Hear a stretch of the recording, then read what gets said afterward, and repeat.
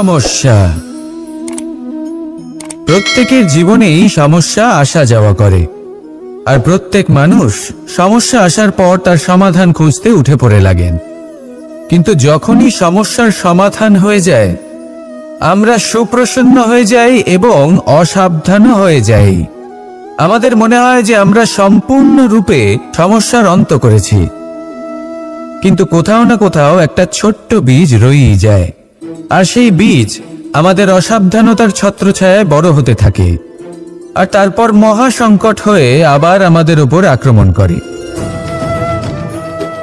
এই সংকট যে কোনো রূপে আসতে পারে, কোনো শত্রুর রূপেও আসতে পারে, বা কোনো মহামারীর রূপেও আসতে পারে। সেই জন্য সবসময় সাবধান থাকাই উচিত, কারণ অসাবধান হলে কি হয়, আমাদের সুরক্ষা চক্রে একটা ছেদ উৎপন্ন হয়, আর আমাদের শেষ করতে পারে এমন এক বাণ সেই ছেদ বিন্দু হয়ে আমাদের হৃদয়ে প্রবেশ করতে পারে। তাই যে কোনো সমস্যার সমাধান করুন, জয়ী হন, উৎসব পালন করুন, কিন্তু সাবধানে থাকবেন। আসুন আর আমার সাথে ভালোবেসে বলুন, রাধা রাধা। কর্ম, ধর্ম আর কর্তব্য, এই তিনটি একে অপরের সাথে জড়িত, আর অনেক সময় এই তিনটি পালন করতে করতে আমাদের সেই ব্যক্তির সামনে গিয়ে দাঁড়াতে হয়, তার বিরুদ্ধেই যেতে হয়, যাকে আমরা সব থেকে বেশি ভালোবাসি। কিন্তু সেইখানেই যুদ্ধ, কোনো ব্যক্তিগত যুদ্ধ থাকে না। এ হলো কর্ম, ধর্ম আর কর্তব্যের যুদ্ধ। এটা সরল নয়, অত্যন্ত কঠিন হয় তার সম্মুখীন হওয়া যাকে আমরা সব থেকে বেশি সম্মান করি। কিন্তু আমাদের তো আমাদের ধর্মের পথে চলতেই হবে, কারণ আমরা কর্মবদ্ধ, কর্তব্যবদ্ধ, আর এটাই করা উচিত। শুধু এটুকু মনে রাখবেন, যদি আপনার উদ্দেশ্য শুভ হয়, আপনার ভাবনা শুভ হয়, আপনি যদি কর্ম, ধর্ম আর কর্তব্যের পথে অগ্রসর হন, তাহলে এই প্রক্রিয়াতে যদি আপনাকে আপনার আরাধ্যেরও সামনে দাঁড়াতে হয়, তাহলেও আপনার কোনো ক্ষতি হবে না। তাহলে আসুন আর আমার সাথে ভালোবেসে বলুন, রাধা রাধা।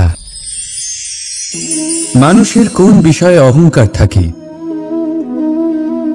সময়, ক্ষমতা, শরীর আর সম্পত্তি।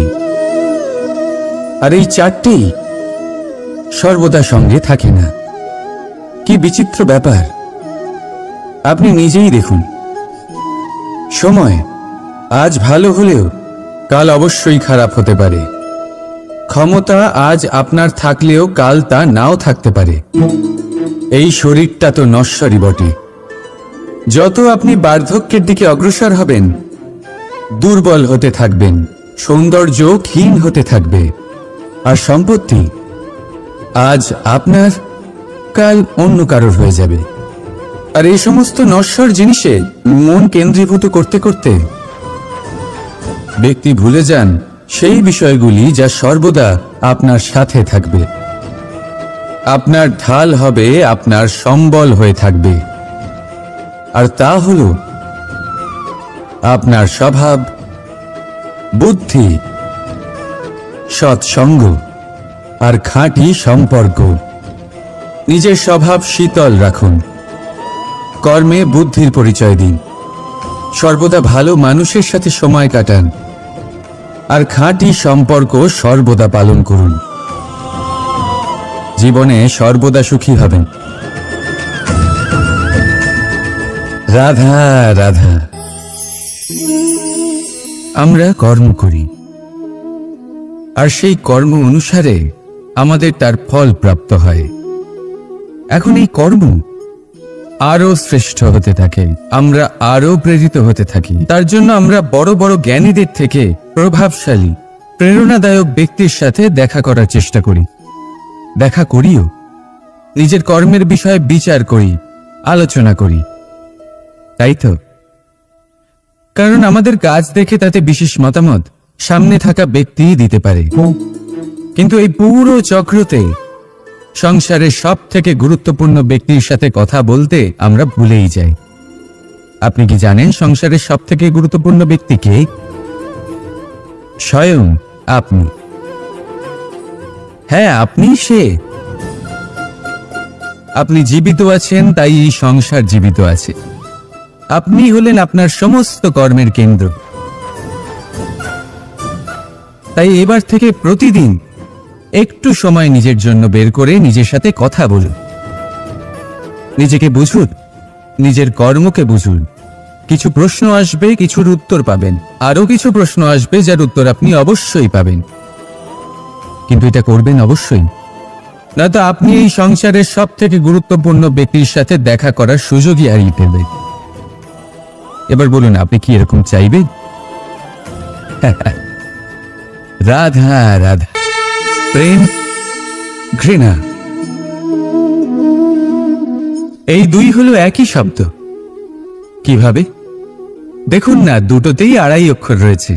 দুটোই হলো সেই অনুভূতি যা আমাদের মনের সাথে জড়িত, আর এই দুই অনুভূতির সাথে জড়িত মানুষ আমাদের জন্য গুরুত্বপূর্ণ। পার্থক্য শুধু এটাই যে প্রেম পায় সম্মান আর ঘৃণাকে করা হয় অবজ্ঞা। এরকম কেন? কারণ প্রেম হলো সেই অনুভূতি যেখানে মানুষ সব কিছু দিয়ে দিতে চায়, সব কিছু লুটিয়ে দিতে চায়। সেখানে ঘৃণা হলো এমন অনুভূতি যেখানে মানুষ সব কিছু কেড়ে নিতে চায়, সব কিছু জিতে নিতে চায়। তাও প্রেমের অনুভূতি কখনো আপনাকে হারতে দেয় না, আর ঘৃণার অনুভূতি কখনো আপনাকে জিততে দেয় না। এবার কি করবেন আপনি? একটাই জীবন। ঘৃণার সাথে বাঁচবেন নাকি প্রেমের সাথে? আমি তো প্রেমকেই চয়ন করব। রাধা রাধা। পাওয়া এবং হারিয়ে ফেলা, এই দুই হলো জীবনের অভিন্ন অঙ্গ। আমরা যেমন কিছু পেয়ে থাকি, তেমন কিছু হারিয়েও থাকি। কিছু স্বপ্ন সার্থক হয়, আবার কিছু লক্ষ্য অপূর্ণই থেকে যায়। জীবনে এটা হয়েই থাকে, প্রত্যেকের জীবনেই এটা হয়ে থাকে। কিন্তু কারোর সাথে দেখা হলে আমরা কি ধরনের কথা বলি? আমরা সেই কথাই বলি যা আমরা হারিয়েছি। নিজেও দুঃখ পাই, আবার সামনের মানুষটাকেও দুঃখ দিই। তার থেকে অন্যরকম কিছু করার চেষ্টা করুন, ধনাত্মক চিন্তা করার চেষ্টা করুন। মন সেদিকেই দিন। স্মরণ শুধুমাত্র তাকেই করুন, গুরুত্ব তাকেই দিন যিনি আপনার কাছে রয়েছেন। যিনি আপনার কাছে নেই তার আশায় কষ্ট কেন পাচ্ছেন আপনি?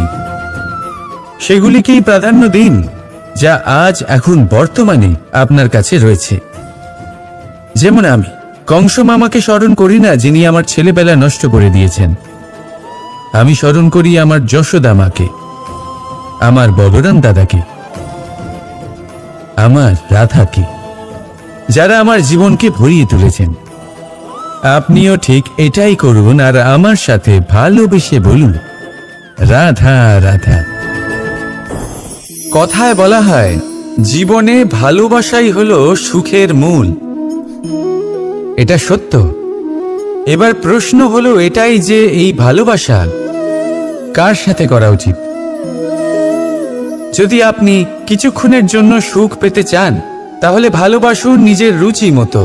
যদি আপনি কিছুদিনের জন্য সুখ পেতে চান, ভালোবাসুন নিজের বন্ধুদের।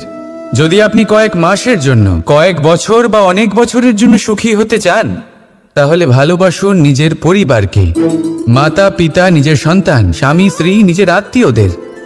কিন্তু যদি আপনি চিরকালের জন্য সুখী হতে চান, তাহলে ভালোবাসতে হবে শুধু নিজের কর্মগুলিকে। কারণ সম্পর্ক যেমনই হোক না কেন, কখনো না কখনো ভেঙে যাবেই। এই সংসার হলো এমনই যে যাদের সঙ্গ আমরা পাই, তাদের সঙ্গ একদিন ত্যাগ করতে হয়। শুধু কর্মই হলো এমন এক সঙ্গ যা কখনো আপনাকে ত্যাগ করবে না। আপনার মৃত্যুর পরেও এই কর্ম আপনাকে বাঁচিয়ে রাখবে। তাই সবসময় মনে রাখবেন, এই কর্ম ধর্ম মনে করে পালন করা উচিত। জীবনের শেষ মুহূর্ত পর্যন্ত কর্মকে ভালোবাসুন। জীবনের শেষ মুহূর্ত পর্যন্ত সুখে থাকবেন। আর আমি তো সবসময় বলি, শুধু কর্ম করতে থাকো, ফলের চিন্তা করো না।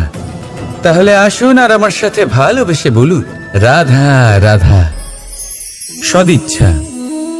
দেখতে গেলে 3 অক্ষরে তৈরি এই শব্দ, কিন্তু সমস্ত ত্রিলোক তার উপরেই আধারিত। আপনি এই সংসারে এসেছেন, তখন অবশ্যই শ্বাস নেবেন, কিন্তু তার বদলে আপনাকে কিছু তো দিতেই হবে। আপনার উপর নির্ভর করছে আপনি কি দেবেন। কি দেবেন এই সংসারকে, এই সমাজকে, নিজের পরিবারকে, আর তার বদলে কি নেবেন? যশ নাকি অপযশ? দেখুন, এক ছিল রাবণ, যে কিনা সমুদ্র পার করল সীতাকে অপহরণ করার জন্য, আর এক ছিলেন রামচন্দ্র, যিনি সমুদ্র পার করেছিলেন, সেতু বানিয়ে গিয়েছিলেন সীতাকে ফিরিয়ে নিয়ে আসার জন্য। দুজনেই সমুদ্র পার করেছিলেন, শুধু পার্থক্য ছিল সদিচ্ছাকে বোঝার, লক্ষ্যের। অনেক মানুষের যাত্রা একরকম হতেই পারে, কিন্তু আনন্দ তখনই লাভ করবেন যখন লক্ষ্য শুভ হবে, মহান হবে। এই লক্ষ্য দিয়ে এই সংসারের কল্যাণ হবে এবং মানুষের সম্মান হবে। যদি আপনার সংকল্প উচিত হয়, তাহলে আপনার লক্ষ্য উচিতই হবে, নয়তো শুধুমাত্র বিনাশ হবে। আর উচিত এটাই হবে যে বিনাশের হাত থেকে যেন নিজেকে বাঁচানো যায়, কি বলেন? তাই জীবনে যে লক্ষ্য স্থির করছেন, মনে রাখবেন তা যেন শুভ লক্ষ্য হয়। যদি এরকম হয়, তাহলে আপনার যাত্রা, আপনার জীবন দুটোই শুভময় হবে। আসুন আর আমার সাথে ভালোবেসে বলুন, রাধা রাধা।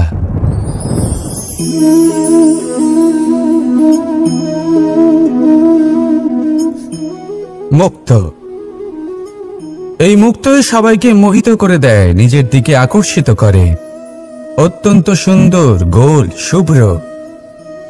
মুক্ত দ্বারা নির্মিত আভূষণ, তা হয়তো সে মুকুটই হোক বা কোনো স্ত্রীর অলংকার, তাকে আরো সুন্দর করে তোলে, তাকে আরো সুন্দর দেখতে লাগে। এবার এই মুক্তকে এত সুন্দর দেখার জন্য কত কষ্ট সহ্য করতে হয়, তা কি কখনো আপনি ভেবেছেন? এই মুক্ত ঝিনুক থেকে বের করা হয়। ঝিনুক, যা কিনা সমুদ্রের তলদেশে থাকে। ওকে কত কষ্ট সহ্য করতে হয়, জলের চাপ সহ্য করতে হয়, সমুদ্রের স্রোত সহ্য করতে হয়। এই ঝিনুককে এত কষ্ট সহ্য করতে হয়, এই মুক্তকে এত কষ্ট সহ্য করতে হয়, তারপরে এর রূপ এত সুন্দর হয়। যদি আপনিও আপনার পরিশ্রমের সৌন্দর্য, নিজের পরাক্রমের সৌন্দর্য এই সংসারে প্রকাশিত করতে চান, তাহলে আপনাকেও কষ্ট সহ্য করতেই হবে। তাই জীবনে যখনই সংকট আসবে, বিপদ আসবে, সমস্যা আসবে, তখন একে সুযোগ হিসেবে গ্রহণ করুন। কারণ এই বিপদের সাথেই লড়াই করে আপনি মুক্তর মতোই পরিশুদ্ধ হয়ে উঠবেন। তাহলে আসুন আর আমার সাথে ভালোবেসে বলুন, রাধা রাধা। যখনই আমরা কথা বলি জলরাশির বিষয়ে, যখন আমরা তুলনা করি, তখন আমাদের খুব ভালো লাগে মিষ্টি সরোবর, পুকুর, নদী। আর আমরা অপেক্ষা করে থাকি সাগরের জন্য, সমুদ্রের জন্য। কেন করি? কারণ এই সাগর, এই সমুদ্র, এ হলো অত্যন্ত বিশাল আর ভয়ানক।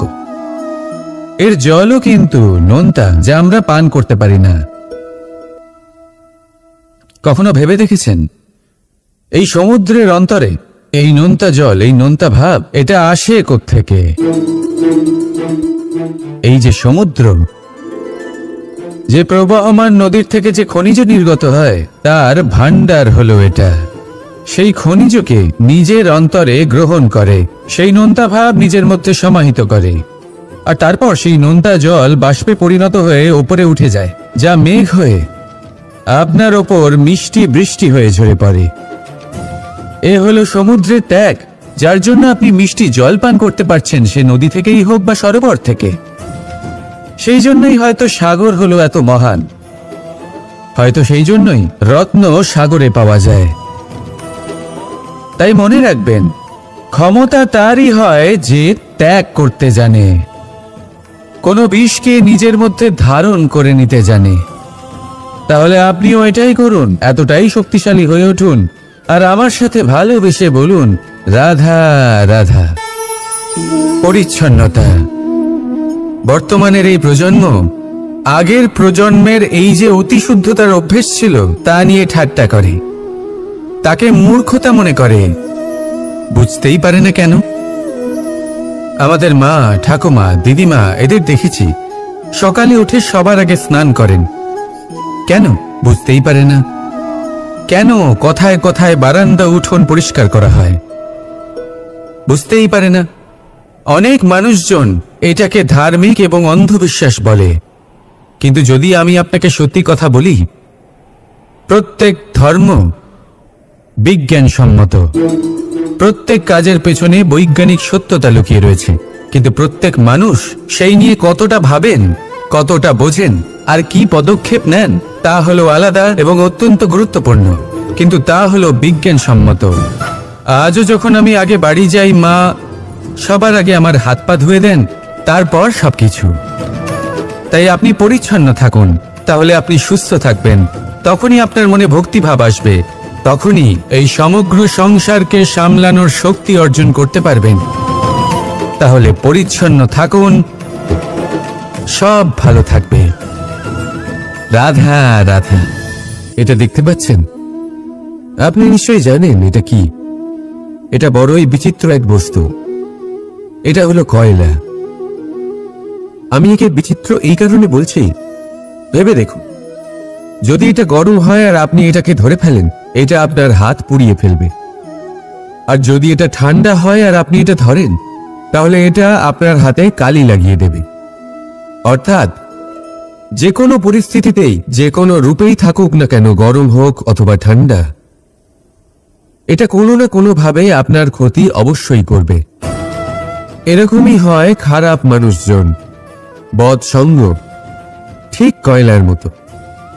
আপনি যদি কিছু নাও করেন, যাই হয়ে যাক, এরা যদি আপনার কাছে থাকে, তাহলে কোনো না কোনো ভাবে জীবনে আপনার কোনো না কোনো ক্ষতি অবশ্যই হবে। তাই নিজের জীবনে সবসময় সঙ্গতের নির্ণয় অত্যন্ত ভেবেচিন্তে করবেন। রাধা রাধা। ইচ্ছে, সিদ্ধান্ত আর নিশ্চয়তা, এই শব্দগুলো আমরা আমাদের জীবনে অনেকবার শুনেছি, তাই না? জীবনে অনেক যে এক কুয়ো খোঁড়ার সিদ্ধান্ত নিয়েছে, সে মাটি খোঁড়ার জন্য কোদাল অবশ্যই পেয়ে যায়। আর যে নিশ্চিত করে নিয়েছে, সে দেরি করে হলেও সেই শীতল জল অবশ্যই পেয়ে যায়। তাই জীবনে কেবল ইচ্ছে করবেন না, সিদ্ধান্ত নিন আর তারপর নিশ্চিত করুন, সব পেয়ে যাবে। আর ভালোবেসে বলুন, রাধা রাধা। স্বপ্ন আর লক্ষ্য একই মনে হয়। এই দুইয়েরই কথা মানুষ কল্পনা করেন, এই দুই মানুষ অর্জন করতে চান।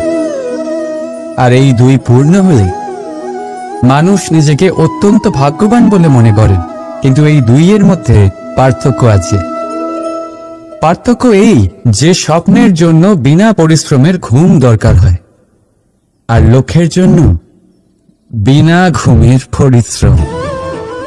যে ব্যক্তি ঘুমের মধ্যে স্বপ্ন দেখতে থাকেন, জেগে ওঠার পর তার হাত খালি থেকে যায়। আর যে ব্যক্তি পরিশ্রম করেন, স্বয়ংকালেও তার হাত তার লক্ষ্যেই থাকে। তাই যদি স্বপ্নও দেখতে হয়, তাহলে লক্ষ্য জেনে পরিশ্রম করুন আর ভালোবেসে বলুন, রাধা রাধা। জীবনে কিছু করে দেখাতে হলে বদল আনতে পারবে, তাকে পথ দেখাতে পারবে, তার জীবনে পরিবর্তন আনতে পারবে। আর তাই মানুষ সংসার জুড়ে তাকেই খোঁজেন, যিনি তার পাশেই আছেন।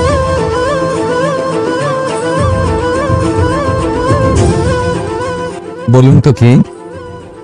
যদি কেউ আপনার জীবন বদলাতে পারে, তবে তাকে আয়নায় দেখুন। আপনি নিজেই সে যে নিজের জীবন বদলাতে পারে, নিজেই নিজের পথপ্রদর্শক হতে পারে, জীবনে বদল আনতে পারে, পরিবর্তন আনতে পারে। তাই চিনুন নিজের অন্তরের শক্তিকে, আর এটা বিশ্বাস করুন যে এই সংসারে আপনার থেকে বেশি শক্তিশালী আর কেউ নেই। জীবন বদলে যাবে আপনার। আর অন্ধবিশ্বাস নয়, আত্মবিশ্বাসের হাত ধরুন, আপনার সমস্যা আপনা থেকেই দূর হয়ে যাবে। তাই ভালোবেসে বলুন, রাধা রাধা। প্রদীপ জ্বালানোর কাজ বড়ই আনন্দদায়ক। উজ্জ্বলতার এই শিখা যেন আত্মার মধ্যে গিয়ে মনে উল্লাস ভরে দেয়।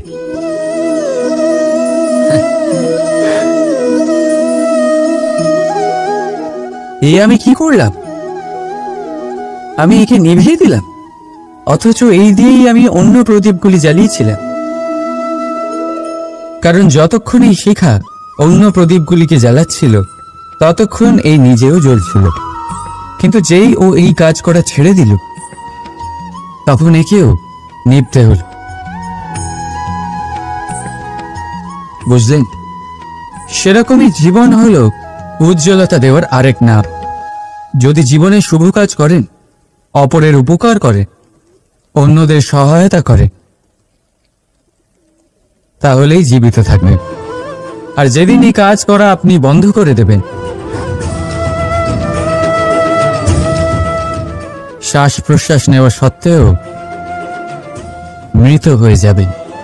তাই যতক্ষণ শ্বাস চলছে আশারূপী উজ্জ্বলতা ছড়াতে থাকুন। বিশ্বাস করুন, মৃত্যুর পরেও আপনি অমর থাকবেন। তাই ভালোবেসে বলুন, রাধা রাধা। যবে থেকে যে প্রাণের অস্তিত্ব পেয়েছে তবে থেকেই আরো একটি শব্দ জন্ম লাভ করেছে, সংঘর্ষ। জন্মলগ্ন থেকেই মানুষকে বাঁচার জন্য সংঘর্ষ করে যেতে হয়। কখনো নিজের লক্ষ্যে পৌঁছবার জন্য সংঘর্ষ করতে হয়, আর কখনো যা পেয়েছেন তাকে রক্ষার জন্য সংঘর্ষ করতে হয়। কিন্তু প্রত্যেকে একই অভিযোগ করে যে সংঘর্ষ করার সময় ভীষণ কষ্ট হয়। আপনি যোদ্ধা হলে প্রহার আপনাকে সহ্য করতেই হবে। সাঁতার শিখতে হলে জলে আপনাকে প্রবেশ করতেই হবে। পায়ের তলায় তাদেরই কড়া পড়ে যারা রোজ হাঁটেন, আর যারা হাঁটেন তারা নিজেদের লক্ষ্যে অবশ্যই পৌঁছন। তাই মনে রাখবেন, জীবন ততক্ষণই আছে যতক্ষণ কর্ম করবেন। তাই সংঘর্ষ করতে থাকুন, কষ্ট ভুলে যান, আর আমার সাথে ভালোবেসে বলুন, রাধা রাধা। মানুষ সর্বদা ফলাফলের কথা ভাবে, যে আমি যা করতে চলেছি তার ফল কি হবে, তার পরিণাম কি হবে। কিন্তু এর চিন্তা কেন? কারণ কর্ম যদি শুভ হয় তাহলে তার পরিণাম খারাপ হতেই পারে না। শুভ চিন্তা নিয়ে যারা কর্ম করেন তাদের ফলের চিন্তা কিসের? যারা ফুল বিক্রি করেন তাদের মাঝে সাঝে কাঁটা নিশ্চয়ই ফোটে, কিন্তু সুগন্ধ তাদের হাতে থেকেই যায়। এদের সন্ধানে কয়লার খনিতে নামা ব্যক্তি কালিমা লিপ্ত হয়ে গেলেও তার হাতে হিরে অবশ্যই থাকে। তাই শুভ চিন্তা নিয়েই কর্ম করে যান, পরিণাম শুভই হবে। আর ভালোবেসে বলুন, রাধা রাধা। যাই পাত্রের মধ্যে শীতল থাকে, আর যিনি পান করেন তাকেও শীতল রাখে। আর যে জল এই পাত্রের বাইরে উতলে পড়ে তা হল অভিমান, যা বাইরের উত্তাপে বাষ্প হয়ে উবে যায়। সর্বদা মনে রাখবেন, আত্মসম্মান আপনাকে দৃঢ় করে, আপনাকে শক্তি প্রদান করে, আর অভিমান আপনাকে দুর্বল করে দেয়। তাহলে কি হতে চান আপনি? আত্মসম্মানী নাকি অভিমানী? সিদ্ধান্ত আপনার। রাধা রাধা। সমস্যা। প্রত্যেকের জীবনেই সমস্যা আসা যাওয়া করে, আর প্রত্যেক মানুষ সমস্যা আসার পর তার সমাধান খুঁজতে উঠে পড়ে লাগেন। কিন্তু যখনই সমস্যার সমাধান হয়ে যায় আমরা সুপ্রসন্ন হয়ে যাই এবং অসাবধানও হয়ে যাই। আমাদের মনে হয় যে আমরা সম্পূর্ণরূপে সমস্যার অন্ত করেছি, কিন্তু কোথাও না কোথাও একটা ছোট্ট বীজ রয়েই যায়, আর সেই বীজ আমাদের অসাবধানতার ছত্রছায়ায় বড় হতে থাকে, আর তারপর মহা সংকট হয়ে আবার আমাদের উপর আক্রমণ করে। এই সংকট যে কোনো রূপে আসতে পারে, কোনো শত্রুর রূপেও আসতে পারে, বা কোনো মহামারীর রূপেও আসতে পারে। সেই জন্য সবসময় সাবধান থাকাই উচিত, কারণ অসাবধান হলে কি হয়, আমাদের সুরক্ষা চক্রে একটা ছেদ উৎপন্ন হয়, আর আমাদের শেষ করতে পারে এমন এক বাণ সেই ছেদ বিন্দু হয়ে আমাদের হৃদয়ে প্রবেশ করতে পারে। তাই যে কোনো সমস্যার সমাধান করুন, জয়ী হন, উৎসবও পালন করুন, কিন্তু সাবধানে থাকবেন। আসুন আর আমার সাথে ভালোবেসে বলুন, রাধা রাধা। কর্ম, ধর্ম আর কর্তব্য, এই তিনটি একে অপরের সাথে জড়িত, আর অনেক সময় এই তিনটি পালন করতে করতে আমাদের সেই ব্যক্তির সামনে গিয়ে দাঁড়াতে হয়, তার বিরুদ্ধেই যেতে হয়, যাকে আমরা সব থেকে বেশি ভালোবাসি। কিন্তু সেইখানেই যুদ্ধ, কোনো ব্যক্তিগত যুদ্ধ থাকে না। এ হলো কর্ম, ধর্ম আর কর্তব্যের যুদ্ধ। এটা সরল নয়, অত্যন্ত কঠিন হয় তার সম্মুখীন হওয়া যাকে আমরা সব থেকে বেশি সম্মান করি। কিন্তু আমাদের তো আমাদের ধর্মের পথে চলতেই হবে, কারণ আমরা কর্মবদ্ধ, কর্তব্যবদ্ধ, আর এটাই করা উচিত। শুধু এটুকু মনে রাখবেন, যদি আপনার উদ্দেশ্য শুভ হয়, আপনার ভাবনা শুভ হয়, আপনি যদি কর্ম, ধর্ম আর কর্তব্যের পথে অগ্রসর হন, তাহলে এই প্রক্রিয়াতে যদি আপনাকে আপনার আরাধ্যেরও সামনে দাঁড়াতে হয়, তাহলেও আপনার কোনো ক্ষতি হবে না। তাহলে আসুন আর আমার সাথে ভালোবেসে বলুন, রাধা রাধা। মানুষের ক্ষমতা আজ আপনার থাকলেও কাল তা নাও থাকতে পারে। এই শরীরটা তো নশ্বরই বটে। যত আপনি বার্ধক্যের দিকে অগ্রসর হবেন, দুর্বল হতে থাকবেন, সৌন্দর্য ক্ষীণ হতে থাকবে, আর সম্পত্তি আজ আপনার, কাল অন্য কারোর হয়ে যাবে। আর এই সমস্ত নশ্বর জিনিসে মন কেন্দ্রীভূত করতে করতে ব্যক্তি ভুলে যান সেই বিষয়গুলি যা সর্বদা আপনার সাথে থাকবে, আপনার ঢাল হবে, আপনার সম্বল হয়ে থাকবে। আর তা হল আপনার স্বভাব, বুদ্ধি, সৎসঙ্গ আর খাঁটি সম্পর্ক। নিজের স্বভাব শীতল রাখুন, কর্মে বুদ্ধির পরিচয় দিন, সর্বদা ভালো মানুষের সাথে সময় কাটান, আর খাঁটি সম্পর্ক সর্বদা পালন করুন। জীবনে সর্বদা সুখী হবেন। রাধা রাধা। আমরা কর্ম করি, আর সেই কর্ম অনুসারে আমাদের তার ফল প্রাপ্ত হয়। এখন এই কর্ম আরো শ্রেষ্ঠ হতে থাকে, আমরা আরো প্রেরিত হতে থাকি। তার জন্য আমরা বড় বড় জ্ঞানীদের থেকে প্রভাবশালী, প্রেরণাদায়ক ব্যক্তির সাথে দেখা করার চেষ্টা করি, দেখা করিও। নিজের কর্মের বিষয়ে বিচার করি, আলোচনা করি, তাই তো? কারণ আমাদের কাজ দেখে তাতে বিশেষ মতামত সামনে থাকা ব্যক্তিই দিতে পারে। কিন্তু এই পুরো চক্রতে সংসারের সব থেকে গুরুত্বপূর্ণ ব্যক্তির সাথে কথা বলতে আমরা ভুলেই যাই। আপনি কি জানেন সংসারের সব থেকে গুরুত্বপূর্ণ ব্যক্তি কে? স্বয়ং আপনি। হ্যাঁ, আপনি সে। আপনি জীবিত আছেন, তাই এই সংসার জীবিত আছে। আপনি হলেন আপনার সমস্ত কর্মের কেন্দ্র।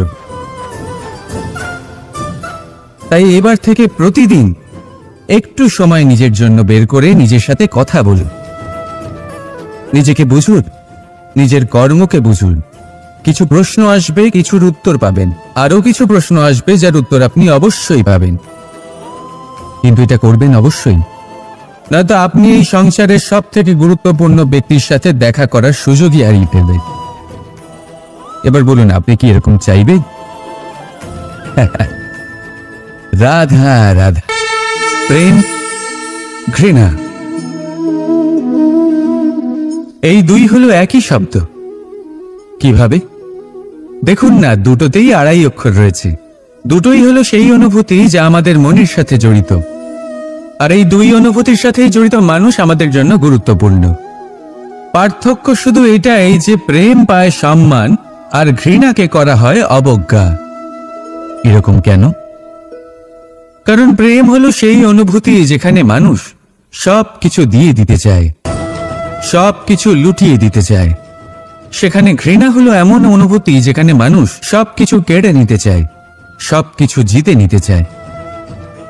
তাও প্রেমের অনুভূতি কখনো আপনাকে হারতে দেয় না, আর ঘৃণার অনুভূতি কখনো আপনাকে জিততে দেয় না। এবার কি করবেন আপনি? একটাই জীবন, ঘৃণার সাথে বাঁচবেন নাকি প্রেমের সাথে? আমি তো প্রেমকেই চয়ন করব। রাধা রাধা। পাওয়া এবং হারিয়ে ফেলা, এই দুই হলো জীবনের অভিন্ন অঙ্গ। আমরা যেমন কিছু পেয়ে থাকি তেমন কিছু হারিয়েও থাকি। কিছু স্বপ্ন সার্থক হয়, আবার কিছু লক্ষ্য অপূর্ণই থেকে যায়। জীবনে এটা হয়েই থাকে, প্রত্যেকের জীবনেই এটা হয়ে থাকে। কিন্তু কারোর সাথে দেখা হলে আমরা কি ধরনের কথা বলি? আমরা সেই কথাই বলি যা আমরা হারিয়েছি। নিজেও দুঃখ পাই, আবার সামনের মানুষটাকেও দুঃখ দিই। তার থেকে অন্যরকম কিছু করার চেষ্টা করুন, ধনাত্মক চিন্তা করার চেষ্টা করুন। মন সেদিকেই দিন, স্মরণ শুধুমাত্র তাকেই করুন, গুরুত্ব তাকেই দিন যিনি আপনার কাছে রয়েছেন। যিনি আপনার কাছে নেই তার আশায় কষ্ট কেন পাচ্ছেন আপনি? সেগুলিকেই প্রাধান্য দিন যা আজ এখন বর্তমানে আপনার কাছে রয়েছে। যেমন আমি কংস মামাকে স্মরণ করি না, যিনি আমার ছেলেবেলা নষ্ট করে দিয়েছেন। আমি স্মরণ করি আমার যশোদা মাকে, আমার বলরাম দাদাকে, আমার রাধাকে, যারা আমার জীবনকে ভরিয়ে তুলেছেন।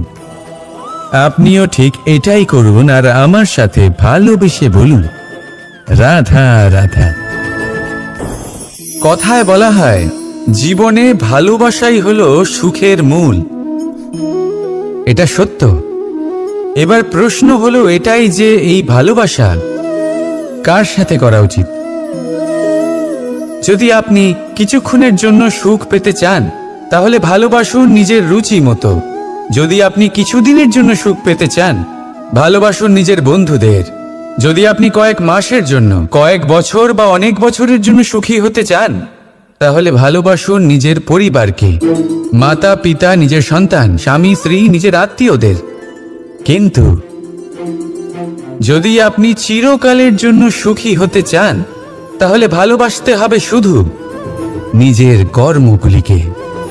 কারণ সম্পর্ক যেমনই হোক না কেন, কখনো না কখনো ভেঙে যাবেই। এই সংসার হলো এমনই যে যাদের সঙ্গ আমরা পাই, তাদের সঙ্গ একদিন ত্যাগ করতে হয়। শুধু কর্মই হলো এমন এক সঙ্গ যা কখনো আপনাকে ত্যাগ করবে না। আপনার মৃত্যুর পরেও এই কর্ম আপনাকে বাঁচিয়ে রাখবে। তাই সবসময় মনে রাখবেন, এই কর্ম ধর্ম মনে করে পালন করা উচিত। জীবনের শেষ মুহূর্ত পর্যন্ত কর্মকে ভালোবাসুন, জীবনের শেষ মুহূর্ত পর্যন্ত সুখে থাকবেন। আর আমি তো সবসময় বলি, শুধু কর্ম করতে থাকো, ফলের চিন্তা করো না। তাহলে আসুন আর আমার সাথে ভালোবেসে বলুন, রাধা রাধা। সদিচ্ছা। দেখতে গেলে 3 অক্ষরে তৈরি এই শব্দ, কিন্তু সমস্ত ত্রিলোক তার উপরেই আধারিত। আপনি এই সংসারে এসেছেন, তখন অবশ্যই শ্বাস নেবেন, কিন্তু তার বদলে আপনাকে কিছু তো দিতেই হবে। আপনার উপর নির্ভর করছে আপনি কি দেবেন। কি দেবেন এই সংসারকে, এই সমাজকে, নিজের পরিবারকে, আর তার বদলে কি নেবেন? যশ নাকি অপযশ? দেখুন, এক ছিল রাবণ, যে কিনা সমুদ্র পার করল সীতাকে অপহরণ করার জন্য, আর এক ছিলেন রামচন্দ্র, যিনি সমুদ্র পার করেছিলেন সেতু বানিয়ে গিয়েছিলেন সীতাকে ফিরিয়ে নিয়ে আসার জন্য। দুজনেই সমুদ্র পার করেছিলেন, শুধু পার্থক্য ছিল সদিচ্ছাকে বোঝার লক্ষ্যের। অনেক মানুষের যাত্রা একরকম হতেই পারে, কিন্তু আনন্দ তখনই লাভ করবেন যখন লক্ষ্য শুভ হবে, মহান হবে। এই লক্ষ্য দিয়ে এই সংসারের কল্যাণ হবে এবং মানুষের সম্মান হবে। যদি আপনার সংকল্প উচিত হয় তাহলে আপনার লক্ষ্য উচিতই হবে, নয়তো শুধুমাত্র বিনাশ হবে। আর উচিত এটাই হবে যে বিনাশের হাত থেকে যেন নিজেকে বাঁচানো যায়, কি বলেন? তাই জীবনে যে লক্ষ্য স্থির করছেন মনে রাখবেন তা যেন শুভ লক্ষ্য হয়। যদি এরকম হয় তাহলে আপনার যাত্রা, আপনার জীবন দুটোই শুভময় হবে। আসুন আর আমার সাথে ভালোবেসে বলুন, রাধা রাধা।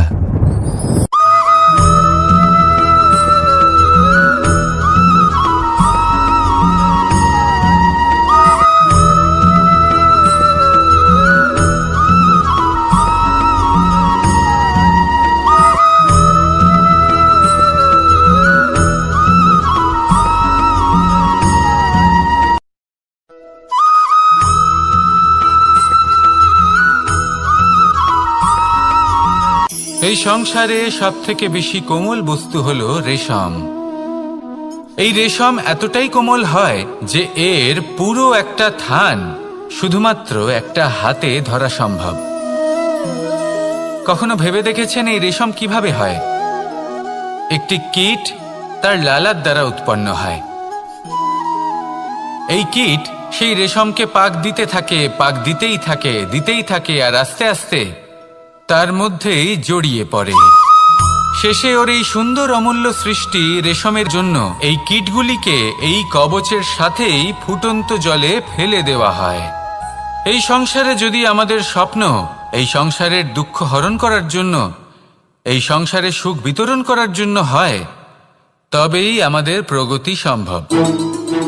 যদি আমাদের এই স্বপ্ন শুধুই আমাদের এবং আমাদের স্বার্থ সিদ্ধির জন্য হয়, তাহলে এই স্বপ্ন আমাদের অন্ধ করে দেবে, আমাদের অন্ধকারের পথে নিয়ে যাবে, আর আমরাও সেই কীটের মতো হয়ে যাব।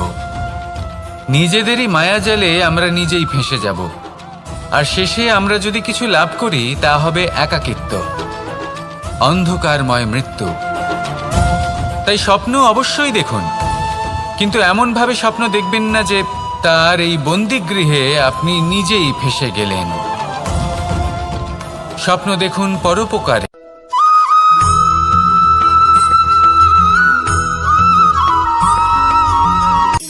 শক্তি শক্তি অর্জন করা এতটা কঠিন নয় যতটা শক্তি লাভ করার পরে সেই শক্তি সামলানো কঠিন হয়।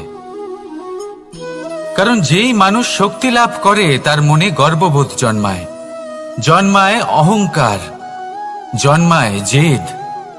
তাই শক্তি প্রাপ্ত করার সাথে বিনম্র থাকাও অত্যন্ত আবশ্যক। আর এটা আমাদের শেখা উচিত বৃক্ষের থেকে।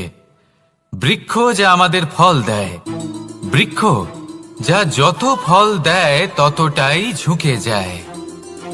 আমরা পাথর মারি ওই বৃক্ষের থেকে ফল প্রাপ্ত করার জন্য। সেই পাথরের মার সহ্য করেও বৃক্ষ আমাদের ফল দেয়। কোনো গর্ববোধ নেই, কোনো অহংকার বোধ নেই, আর সেই জন্য এই বৃক্ষের পুজো করা হয়। এটাই হলো মাহাত্ম্য শক্তির সাথে বিনম্রতার। যদি এই শক্তি সৃজন করে থাকে, সাহায্য করে থাকে, সম্বল হয়ে থাকে, তবেই সেই শক্তি উপযুক্ত।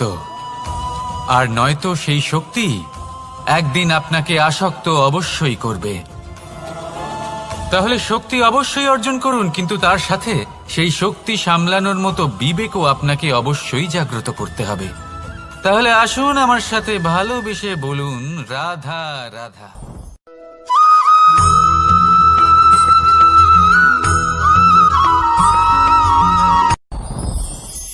সাথী সাথী এই শব্দটির ব্যাখ্যা কে কিভাবে করে? মিত্র, সখা, বন্ধু। কিন্তু অর্থ একটাই, তিনি যিনি আপনার সঙ্গী হন আর তিনি যার সাথী আপনি হন।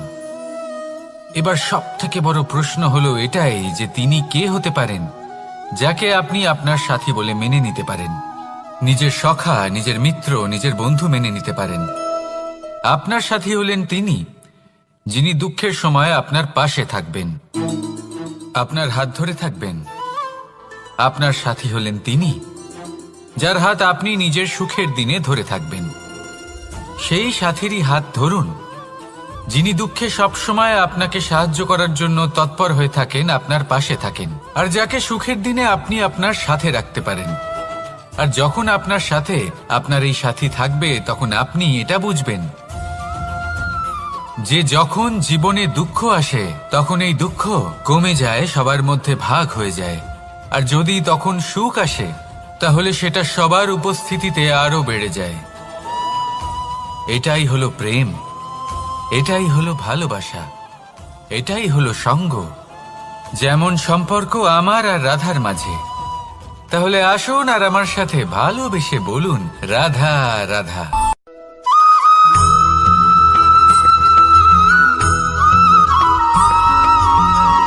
জীবন কিসের উপর নির্ভরশীল? ধনের ওপর। বৈভবের অনুভব যদি আপনি করতে চান তাহলে তা পাবেন শুধু একতার দ্বারা, সংগঠনের দ্বারা। যদি আপনাকে উদাহরণ দিই, নিজের এই হাতটাকে দেখুন, 5টা আঙুল রয়েছে। কোনো একটা বস্তুকে নিজের একটা আঙুল দ্বারা তুলে ধরার চেষ্টা করে দেখুন, বড়ই কষ্ট হবে। তখন আপনি বুঝতে পারবেন যখন এই 5টি আঙুল একত্রিত হয় তখন কোনো কাজ কতটা সহজ হতে পারে। এটাই হলো শক্তি একতার। সব থেকে ভালো উদাহরণ যদি আপনাকে দিই তাহলে বাঁশি। এই বাঁশি থেকে অত্যন্ত মধুর সুর নির্গত হয় যা সবার মন প্রসন্ন করে দেয়। এই কথা সত্যি, কিন্তু এই বাঁশি আমি একটা বা দুটো আঙুল দিয়ে বাজাতে পারবো না। আমাকে প্রত্যেকটা আঙুল ব্যবহার করতেই হবে, তবেই এর থেকে মধুর সুর নির্গত হবে যা সকলকে প্রসন্ন করবে, ঠিক কিনা? ঠিক এইভাবেই যদি আপনি চান যে আপনার জীবনরূপী বাঁশি থেকেও মধুর সুর নির্গত হোক বা সবার মনকে প্রসন্ন করে তুলুক, তাহলে আপনাকেও জীবনে একতা নিয়ে আসতেই হবে। আপনি একাও কর্ম করতে পারেন, পথ চলতেও পারেন, সামনেও এগোতে পারেন, সাফল্যও লাভ করতে পারেন। কিন্তু যখন সকলে একসাথে এগোবেন, সেই পথে চলবেন, সেই কর্মই করবেন, তখন লক্ষ্যে অবশ্যই পৌঁছবেন, সাফল্য অবশ্যই লাভ করবেন। কিন্তু সেই সাফল্য এবং তার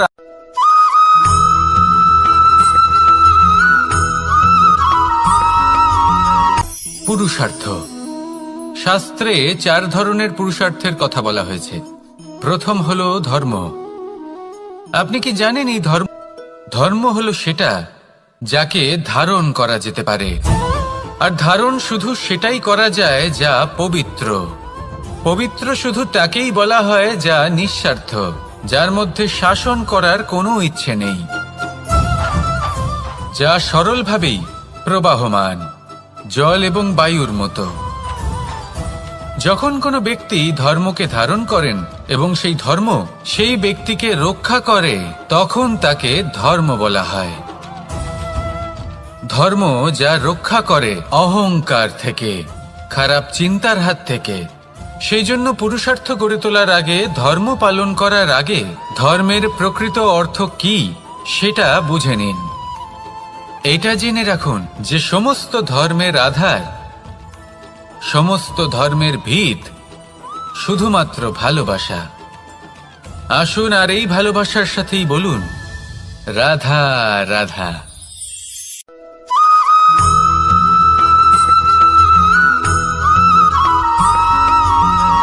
কেউ বলে জীবন খুব ক্ষণস্থায়ী, কেউ বলে জীবন হলো একটা সুন্দর স্বপ্নের মতো, আবার কেউ বলবে জীবন হলো এক কঠোর সত্য। কিন্তু জীবন আসলে কি? জীবন হলো আপনারই প্রতিবিম্ব, একটা দর্পণ। অর্থাৎ আপনি জীবনকে সেইভাবেই পাবেন যেরকম আপনি নিজেকে প্রতিপন্ন করবেন। যদি আপনি দর্পণের দিকে তাকিয়ে হাসেন, তাহলে আপনি সামনে হাসি মুখী দেখতে পাবেন। এবার যদি আপনি গম্ভীর হয়ে থাকেন, তাহলে আপনি একজন রুষ্ট ব্যক্তি দেখতে পাবেন। শেষে সবথেকে বেশি গুরুত্বপূর্ণ হলো আপনার চেষ্টা। আপনাকে সবসময় চেষ্টা করতে হবে যাতে আপনি নিজেকে প্রসন্ন এবং ইতিবাচক মনোভাবে রাখেন। এটা হলো আপনারই উত্তরদায়িত্ব, তাকে পালন করুন। এই মনকে প্রসন্ন রাখুন, এই সংসারকে সুন্দর বলে মনে হবে। আর এই মন প্রসন্ন হয়ে বলবে, রাধা রাধা।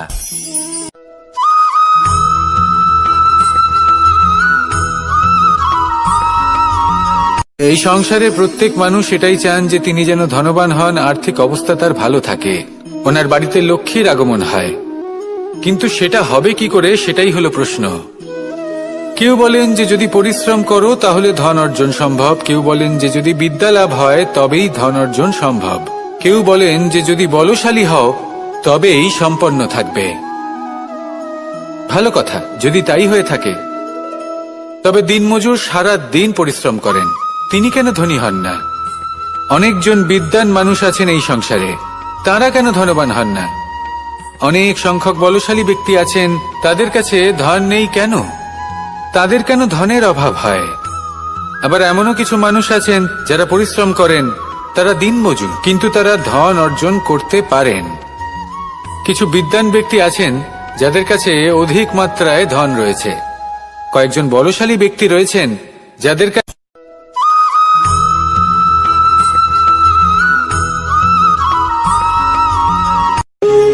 যখন মানুষের মৃত্যু হয় তখন কি হয়? অনেক সংখ্যক মানুষ শোক পালন করতে চলে আসেন। যে ব্যক্তি মৃত্যু লাভ করেছেন তার অনেক বস্তু থাকে যেগুলো তার প্রিয়, যেগুলো তিনি ব্যবহার করেছেন, তার শয্যা, তার বস্ত্র, তার আভূষণ, সবকিছু তার থেকে বিচ্ছিন্ন করা হয় এবং খালি হাতে তাকে শ্মশানের উদ্দেশ্যে রওনা করা হয়। আমি আপনাকে এই প্রশ্ন করতে চাই, আপনি এই সংসারে কি অর্জন করেছেন? ধন, সম্পত্তি, বস্ত্র, আভূষণ, এই সবকিছু যে আপনি অর্জন করেছেন, আপনার মৃত্যুর পরে তা আপনার থেকে দূর হয়ে যাবে। এর উত্তর হলো একটাই, আপনার কর্ম। শুধু সেটাই আছে যা একান্ত আপনার, আর শুধু সেটাই এই সংসার থেকে চলে যাওয়ার পরেও সংসারেই জীবিত থাকবে। যদি আপনি দুষ্কর্ম করেন তাহলে এই সংসার আপনাকে একটি অনুচিত উদাহরণ হিসেবে মনে রাখবে যে এই ব্যক্তি খুব পাপী ছিল, অনুচিত কর্ম করতেন, যে পথে তিনি চলেছেন সেই পথে কারোর চলা উচিত নয়। সেখানেই যদি আপনি সৎকর্ম করেন তাহলে সংসার চিরকাল এটাই বলবে যে খুব ভালো মানুষ ছিলেন, সবাইকে ভালোবাসতেন, সবাইকে সাহায্য করতেন, আমার খুব প্রিয় মানুষ ছিলেন। এটাই হলো শ্রেষ্ঠ কর্ম। সেই জন্য জীবনে শুধুমাত্র ধন, সম্পত্তি, আভূষণ এই সব অর্জন করতে গিয়ে নিজের মনোনিবেশ করবেন না। শ্রেষ্ঠ কর্ম করুন। সংসার থেকে চলে যাওয়ার পরেও এই কর্মই এই সংসারে আপনাকে জীবিত রাখবে। আসুন আমার সাথে ভালোবেসে বলুন, রাধা রাধা।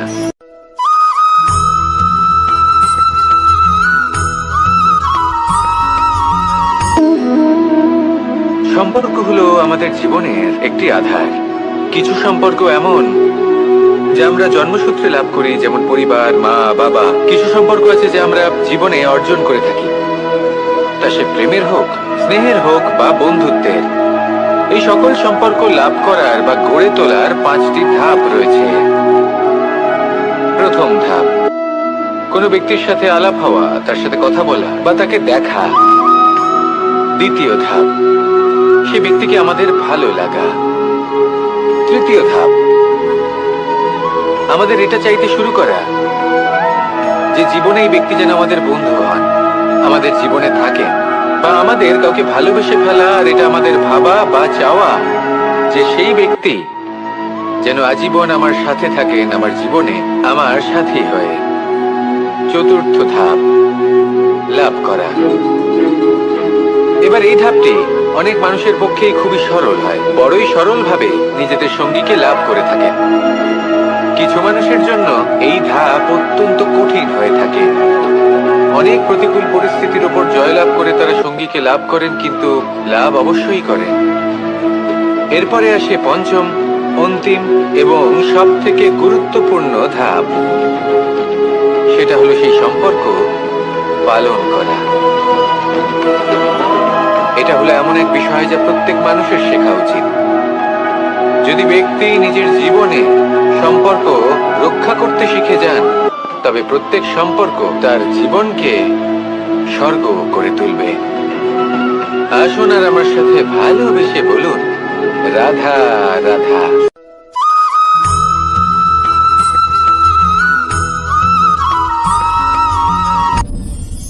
আপনি কি কখনো কোনো জলের ধারা দেখেছেন? তার সামনে যতই মাটি থাকুক না কেন, যতই কাদা থাকুক না কেন, যখন এই জলের ধারা বইতে আরম্ভ করে দেয়, তাহলে নিজের মনের, নিজের ভাবনার, নিজের জীবনের যত অনাবশ্যক তত্ত্ব আছে, অনুপযোগী অংশ রয়েছে, অর্থাৎ অপরিষ্কার অংশ রয়েছে, তা নিজে থেকেই নির্মল হয়ে উঠবে। আর যেরকম জলের ধারা কখনো থেমে থাকে না, সব সময় বয়ে চলে, সেইভাবে আপনিও কখনোই থামবেন না। সবসময় বয়ে চলুন, এগোতে থাকুন। পথে যদি অনেক বিপদ আসে, সমস্যা আসে, থামবেন না, তার উপর নিরন্তর প্রহার করুন, নিরন্তর প্রয়াস করুন আর অগ্রসর হন। আপনি ভেবে দেখুন, এই জলের ধারা কখনো থেমে থাকে না, সবসময় বয়ে চলে, বিপদের সম্মুখীন হয়ে তাকে সাথে বয়ে নিয়ে চলে।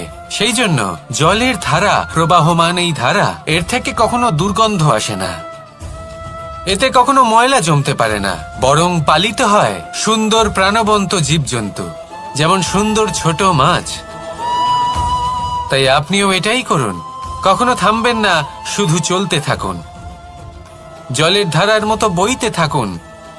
আপনি আপনার লক্ষ্য অবশ্যই খুঁজে পাবেন, আর তার সাথে নিজের অন্তরের যে মালিন্য রয়েছে তা আপনি নিজেই নিজের থেকে দূরে করে দেবেন।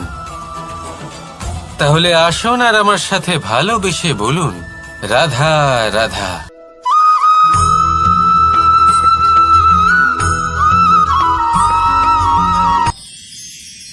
মানুষ তার জীবনে দুই ধরনের পরিস্থিতিকে খুব ভয় পায়। এক, কোনো কারণবশত কারোর সামনে নত হওয়া। দুই, কোনো কারণে নিজের চরিত্র থেকে, নিজের মূল্যবোধ থেকে বিচ্যুত হওয়া।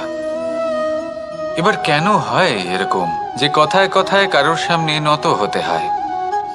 কেন বারংবার নিজের চরিত্র থেকে চ্যুত হতে হয়? এরকম কেন হয়? এটা তখনই হয় যখন আমাদের শিক্ষা এবং মূল্যবোধের অভাব থাকে। যদি মানুষের মধ্যে প্রকৃত শিক্ষা থাকে, তাহলে এই সংসারে কোনো সময় এবং কারোর সামনেই নত হওয়ার কোনো প্রয়োজন নেই। যদি মানুষের মধ্যে মূল্যবোধ থাকে, তাহলে তাকে নিজের মূল্যবোধ বা চরিত্র থেকে বিচ্যুত হতে হয় না, তা সে যাই হয়ে যাক না কেন। কোনো বালককে যদি জন্ম থেকেই সুশিক্ষার অধিকারী করা হয়, শিক্ষিত করা হয়, মূল্যবোধের অধিকারী করা হয়, তবে সে এই সংসারে এমন কর্ম করবে যাতে সে নিজেকে, নিজের পরিবারকে, সমগ্র সমাজকে গর্বিত করতে পারে।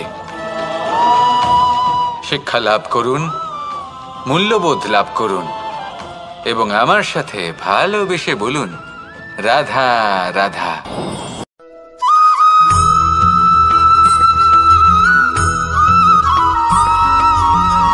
আপনি কখনো দিয়ে তাদের ঠোঁটে খাবার পরিবেশন করে, কিন্তু যেই সেই সন্তানেরা হৃষ্টপুষ্ট হয়ে যায় এবং সেই কথা বাজ নিজে বুঝতে পেরে যায়, সেই বাজ নিজেই সেই বাসা ছিন্ন ভিন্ন করে দেয়। সেই সন্তান যাদের সবেমাত্র ডানা গজিয়েছে, কিভাবে উঠতে হয় তারা জানে না, সেই সন্তানগুলিকে উচ্চতা থেকে ঠেলে দেয়। সেই সন্তান প্রথমে ভয়ভীত হয়ে যায়, তারা সামনে মৃত্যুকে দেখতে পেয়ে ভয়ের কারণে তাদের ডানা ঝাপটাতে থাকে, আর সেই প্রক্রিয়াতেই সেই সন্তানগুলি উড়তে শুরু করে দেয়। এবার এই ঘটনায় আমরা কি শিক্ষা পেতে পারি? এটাই, যদি আপনি মাতা পিতা হন, তাহলে নিজের সন্তানকে অবশ্যই স্নেহ করুন, কিন্তু তাদেরকে নিজের আঁচলের তলায় বেঁধে রাখবেন না। যদি আপনি চান আপনার সন্তান জীবনে উন্নতি করুক, তাহলে নিজের মুঠো থেকে তাদের স্বতন্ত্র করে দিন, এই সংসারে সংঘর্ষ করতে দিন। সেই সন্তান নিজেই বুঝতে পারবে যে জন্মের সময় পাওয়া ডানা কি করে ব্যবহার করতে হয়। আর আপনার চোখের সামনে আপনার সন্তান এই আকাশে উড়তে থাকবে। তাহলে আসুন আমার সাথে ভালোবেসে বলুন রাধা রাধা।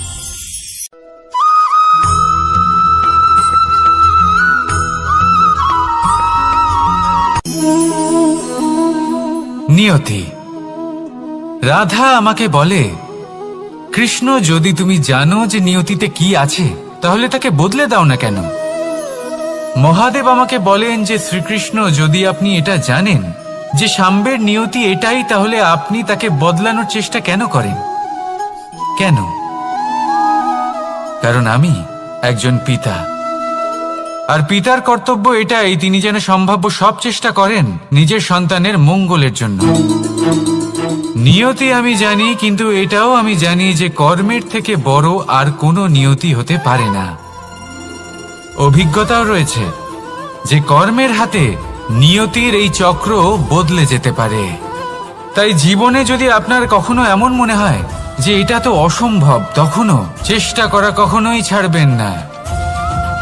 কে বলতে পারে আপনারই কর্মের কোনো এক বীজ হয়তো নিয়তির চাকায় আটকে গেল আর নিয়তিকে নিজের পথ পাল্টাতে হলো, ঠিক কি না?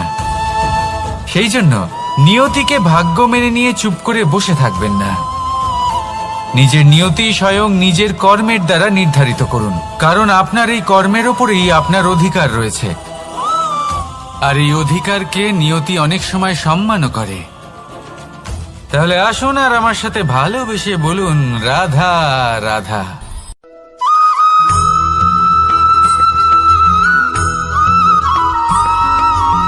কখনো কখনো আমরা ভাবি যে কোনো ব্যক্তি যিনি ধর্মের পথে চলেছেন, যদি তার দ্বারা কোনো ভুল হয়ে থাকে তাহলে নিয়তি তাকে সেই মুহূর্তেই কঠোর শাস্তি দেন।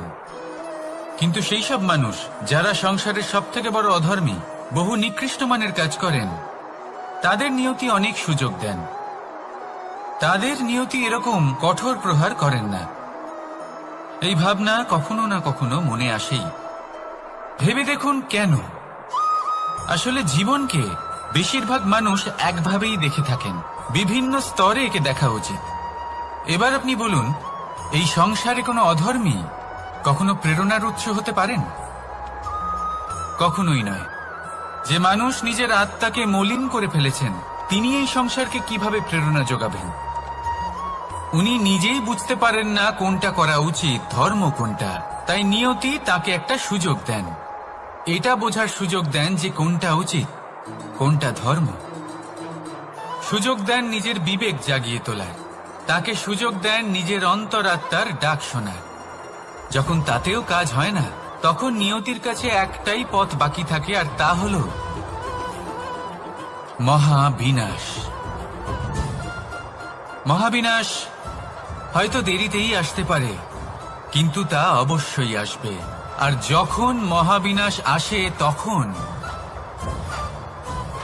মহাবিনাশের যন্ত্রণা সমগ্র মানব জীবনের যন্ত্রণার থেকে অনেক বেশি হয়। এই কথাটা সবসময় মনে রাখবেন। আর অন্যদিকে যে মানুষ ধর্মের পথে চলছেন, তার দ্বারা যদি কোনো ভুল হয়ে থাকে, তখন নিয়তি তার পরীক্ষা নেন। কিছুক্ষণের জন্য মানুষের মনে হতে পারে নিয়তি তাকে কঠোর শাস্তি দিয়েছেন।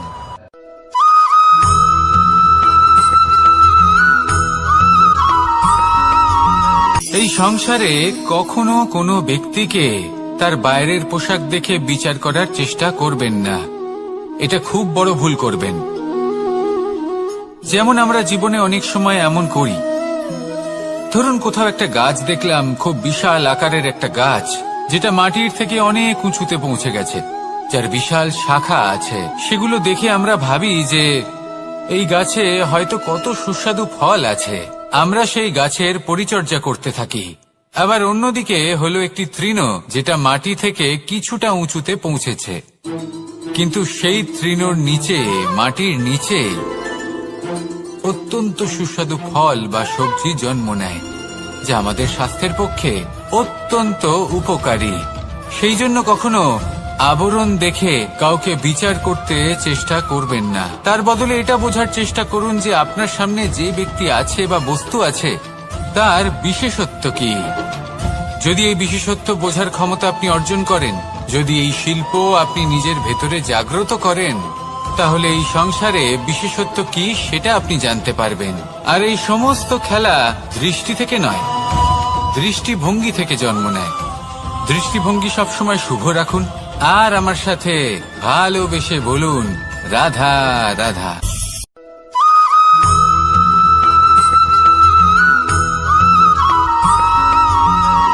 পুরুষার্থ। শাস্ত্রে 4 ধরনের পুরুষার্থের কথা বলা হয়েছে। প্রথম হলো ধর্ম। আপনি কি জানেন এই ধর্ম আসলে কি? আপনার কি মনে হয় ধর্ম আসলে কি? কোনো বিশেষ ঈশ্বরকে মানাই কি ধর্ম বলা হয়? নাকি কোনো বিশেষ রীতি পালন করাই হলো ধর্ম? নাকি কোনো বিশেষ সাহিত্যকে সর্বশ্রেষ্ঠ মনে করাই হলো ধর্ম? না, ধর্ম হলো সেটা যাকে ধারণ করা যেতে পারে। আর ধারণ শুধু সেটাই করা যায় যা পবিত্র। পবিত্র শুধু তাকেই বলা হয় যা নিঃস্বার্থ, যার মধ্যে শাসন করার কোনো ইচ্ছে নেই, যা সরলভাবেই প্রবাহমান, জল এবং বায়ুর মতো। যখন কোনো ব্যক্তি ধর্মকে ধারণ করেন এবং সেই ধর্ম সেই ব্যক্তিকে রক্ষা করে, তখন তাকে ধর্ম বলা হয়। ধর্ম যা রক্ষা করে অহংকার থেকে, খারাপ চিন্তার হাত থেকে।